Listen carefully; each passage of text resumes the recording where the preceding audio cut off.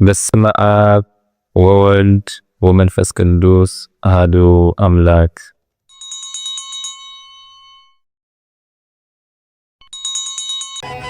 በስመ አብ ወወልድ ወመንፈስ ቅዱስ አሐዱ አምላክ አሜን። ዕለት 19 መጋቢት ዝንበብ ስንክሳር። ሰላም ጀሚሮ በሰላም ከፈጽመና ቅዱስ ፍቃድ ይሁን። ኣብ ዝዓለት እዚኣ ረዲ ሐዋርያ ጳውሎስ አርስጦቡሎስ ሐዋርያ ዓረፈ። ንሱ ጎይታና ቅድሚ መከራ ምቕባሉ ክሰብኩ ዝሰደዶም ን72 ኣርድእቲ ካብ ቁጽሮም ሓደ እዩ። መንፈስ ቅዱስ ኣብ ልዕሊ ሐዋርያት ምስ ወረደ ጸጋን ሓይልን መንፈስ ቅዱስ ምስኣቶም ተቐበለ። ሕይወት ብዝህብ ትምህርተ ወንጌል ከዓ ምስ ሐዋርያት ብምኻድ ተለኣኾም።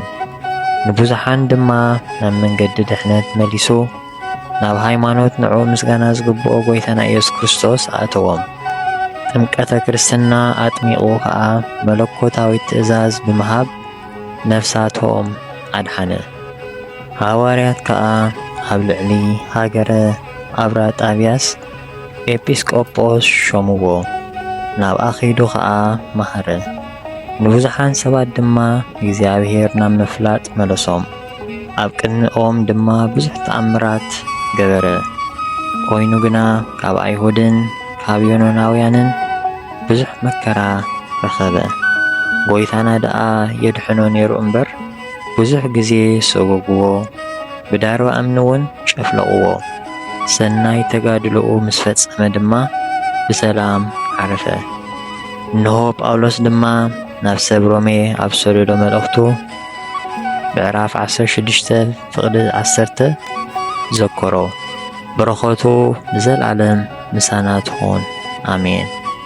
ሰላም ለአርስጦጶሎስ ዘተፈነወ ለምህሮ ምስለ ሐዋርያት በጽዮን ውሂዘ መንፈስ ሰኪሮ ጽሒፎ በእዱ ሰባምሃ ማሂበሮ እንዘ ያስተበጽእ ወንዘ ይወድስ ግብሮ በውስተ መልእክቱ ዘሮሜ ጳውሎስ ዘከሮ። ኣብዛ ዓለት እዚኣ ድማ መዘከርታ 7 ሰማዕታት እዩ። ንሳቶም ከዓ ለእስክንድሮስ ግብፃዊ፣ አጋቢዮስ ካብ ሃገር ጋዛ፣ ኒሞላዎስ ካብ ሃገር ፑንጥስ፣ ዲዮናስዮስ ካብ ሃገረ ጠራልብስ፣ ሮሜሎስን ተላዮስን ከዓ ካብ ቦታታት ግብፂ እዮም።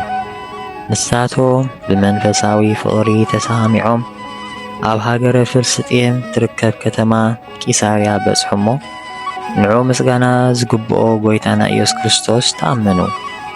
ኣብ ዘመን ዲዮቅልጥያኖስ ከሓዲ ብዙሕ ስቓይ ኣሳቒይዎም። ኣብ መንግሥተ ሰማያት ድማ ኣኽሊል ሰማዕትነት ተቐበሉ። በረኸቶም ንዘለዓለም ምሳና ትኹን አሜን። ሰላም ለክሙ እስክንድሮስ ወአጋቢዮስ ሜሌኔዮስ ወዲዮናስዮስ ዘሮሜሎስ አዲ ወተላስዮስ እለ ጽናኢክሙ በአዚዝ መንፈስ እስከ አድማኢክሙ አክሊለ ዘርእስ። ኣብዚ ዓለት እዚኣ ድማ አስከናፍርን ሰበይቱ ማርታን ዓረፉ። እዚ አስከናፍር ብዙሕ ዝገንዘቡ ሃብታም እዩ። ኣብ ሕጊ እግዚአብሔር ድማ ተጠናቒቑ ነበረ። አርቃዴዎስን ዮሐንስን ዝተባሃሉ ውሉድ ነበርዎ እሞ ንደቁ ብማዕዳን ብፍርሃት እግዚአብሔር ኣዕበዮም። ደቁ ምስ ዓበዩ ጥበብ ንኽመሃሩ ናብ ሃገረ ተይሩት ሰደዶም እሞ ትምህርቶም ምስ ወድኡ ኣቦኦም ብመርዖኦም ንኽሕጐስ ከምጽዎም ለኣኸ። ኣብ ባሕሪ ኣብ መርከብ ከለዉ ከዓ መርበብ ተሰቢራ ደቁ ኣብ ባሕሪ ተሓሉ። ኮይኑ ግና ጎይታና ካብ ምጥላቕ ባሕሪ ኣድሒንዎም ማዕበልን ዮሐንስ ኣብ ሓደ ቦታ ገደፎ። ዮሐንስ ከዓ ተስፋ ምስ ቆረጸ ናብ ገዳም መነኮሳት ከይዱ መንኮሰ። ሞይቱ እዩ ኢሎም ስለ ዝጠርጠረ ድማ ብዛዕባ አርቃዴዎስ ሓዉ ብጾምን ብጸሎትን ስጋኡ ኣድከመ። አርቃዴዎስ ድማ ናብ ቅዱሳት ቦታታት ከይዱ ናብ በረኻ ዮርዳኖስ ኣተወ። ብሓደ ቅዱስ ኣረጊት መንኪሱ ከዓ ን3 ዓመት ዝተጋድሎ ነበረ። ኣስከናፍር ግና ስጥመት ደቁ ኣብ ባሕሪ ምስ ሰምዐ ማቕ ተኸዲኑ ኣብ መሓመድ ደቀሰ። ምስ ሰበይቱ ድማ ብሓዘን ነበሩ። ሓደ ለይቲ ኣስከናፍር ንወዱ ዮሃንስ ካብ ዕንቂ ዝተሰርሐ ኣኽሊል ኣብ ርእሱ፣ መስቀል ኣብ ኢዱ፣ ንኣርቃዴዎስ ከዓ ብኣምሳል ኮኸብ ዝተሰርሐ ኣኽሊል ኣብ ርእሱ ደፊኡ ብሕልሚ ረኣዮም። ካብ ድቃሱ ተበራቢሩ ንሰበይቱ ዝረኣዮ ነገራ እሞ ጎይታና ዜና ደቅና ንኽገልጸልና ንዕናይ ናብ ቤት መቕደስ ኬድና ንጸሊ በላ። ኣብኡ በጺሖም ከዓ ጸለዩ። ድሕሪዚ ድማ ናብ ዮርዳኖስ ገዳም ዮሃንስ መጥምቅ ከዱ። እቲ ንኣርቃዴዎስ ወዶም ዘመንኮሶ ሓደ ኣረጊት መነኮስ ረኸብዎ እሞ ኣብ ትሕቲ እግሩ ወዲቖም ከዓ ሓዘኖም ነገርዎ። ኣይትሕዘኑ፣ ናብ ቤት መቕደስ ኢየሩሳሌም ተመለሱ እሞ ደቅኹም ብህይወቶም ክትረኽቦም ኢኹም በሎም። እናተሓጐሱ ድማ ተመልሱ። ዮሃንስ ግና ንበዓል መስቀል ክሳለም መጸ እሞ እቲ ኣረጊት መነኮስ ንዮሃንስ ምስ ኣርቃዴዎስ ሓዉ ኣራኽቦ። ብክሳዶም ተተሓሒዞም ድማ በኸዩ። ብድሕሪኡ ድማ ምስ ኣቦኦምን ኣዲኦምን ኣራኽቦም። ብብዝሒ ሓጐሶም ከዓ ኲላቶም በኸዩ።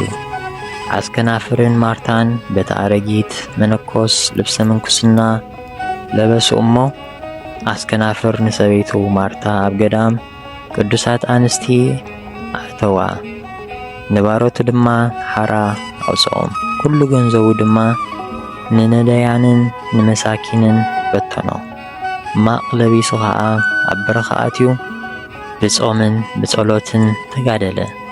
ከምኡ ድማ ብሩኻት ደቁን ሰበይቱን ንእግዚኣብሔር ተጸሚዶም ብተጋድሎ ነበሩ። ብሰላም ድማ ሓረፉ። በረኸቶም ንዘለዓለም ምስ ኩልና ህዝበ ክርስቲያን ይኹን።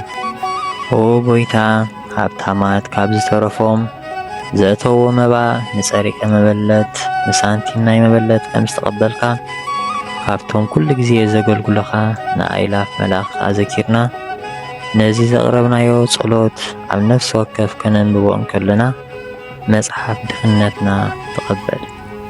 ቅዱሳን ነቢያትን ሰባኽያን ሃዋርያትን ጻድቃንን ሰማዕታትን ትጉሃን መላእኽትን ከምኡውን ደናግል መነኮሳት ሄራን ካብ ንእሽተይ ህፃን ክሳብ ዓብ ኣረጋዊ ኣብዛ ቦታ ተኣኪቦም ንዘለዉ ቡራኬ ባርኹ። ነዚ መጽሓፍ ስንክሳር ብብርዒ ንዘጽሓፎን እናደረሰ ንዘጽሓፎን ብሓድሽ ልሳን ንዘንበቦን ዝተርጎሞን ንቓላት ዝቕዱስ ታሪኽ ብእዝኒ መንፈስ ንዝሰምዕን ብጸሎት ናይቲ ካብ ኩሉ ባእሲ ዓራቒ ዝኾነት ኣድዮ ቅድስቲ ድንግል ማርያም ጎይታ ኢየሱስ ክርስቶስ ብሓባር ይምሓረና። ኣብዚ ዓለት እዚኣ ዝዓረፍኩም ጻድቃንን ሰማዕታትን ሰላምታ ይግባኣኩም። ንስኻትኩም ንዓለም ብብዙሕ ትዕግስቲ ዝሰዓርኩም ኢኹም ሞት ባባና ብዘይ ንስሓ። ንስኻትኩም ቅዱሳን ሰማይ ምድርን ማሕበር ስላሴ ዝኾንኩም ሰብኡትን ኣንስትን በብኣስማትኩም ኣብዚ ዓለት እዚኣ ዝዓረፍኩም ንዓኻትኩም ሰላምታ ይግባኣኩም። ምእንቲ ወላዲቱ ቅድስቲ ድንግል ማርያም ብጸሎትኩም ክትዝክሩና ብስጋን ደምን ናይ ክርስቶስ ንምህፀን ኣሎና። ንጻድቃን ብገድሎም፣ ንሰማዕታት ብደሞም፣ ንሃዋርያት ብስብከቶም፣ ንነቢያት ብትንቢቶም፣ ንመላእኽቲ ብልማንኦም እግዚአብሔር ንኹልና ህዝበ ክርስቲያን ኣሕቢሩ ይምሓርና። ንቤተ ክርስቲያንናን ንሃገርና ኤርትራን ንሙሉእ ዓለም ድማ ብጸጉኡን ምሕረቱን ይሓልወልና።